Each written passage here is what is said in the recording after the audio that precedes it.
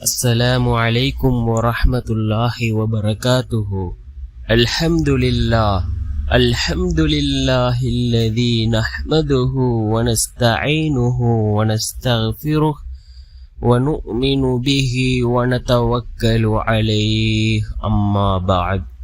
அன்பிற்குரிய அல்லாஹ்வின் நல்லடியார்களே, அன்பு சகோதரர்களே, நாம் தொடர்ச்சியாக பார்த்து வரக்கூடிய துஆக்களினுடைய திக்ருகளினுடைய தொகுப்பில் இன்று நாம் பார்க்க இருக்கின்ற விடயம் என்னவென்றால், இன்றைய தினம் இரவு நாம் இந்த திக்ரை 10 தடவைகள் ஓதுவோம்.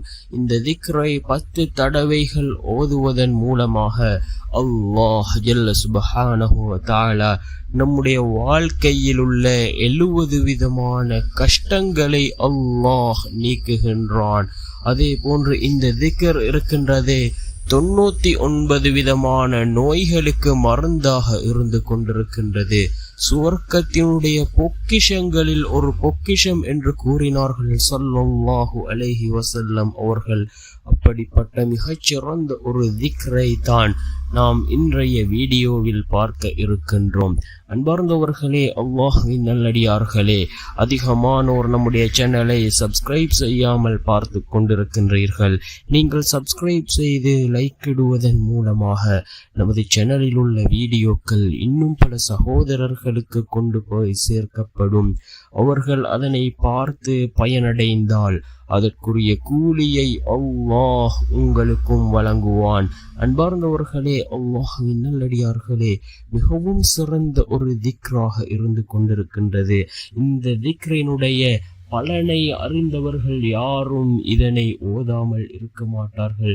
ஏராளமான சிறப்புகள் இந்த திக்ருக்கு கூறப்பட்டிருக்கின்றது.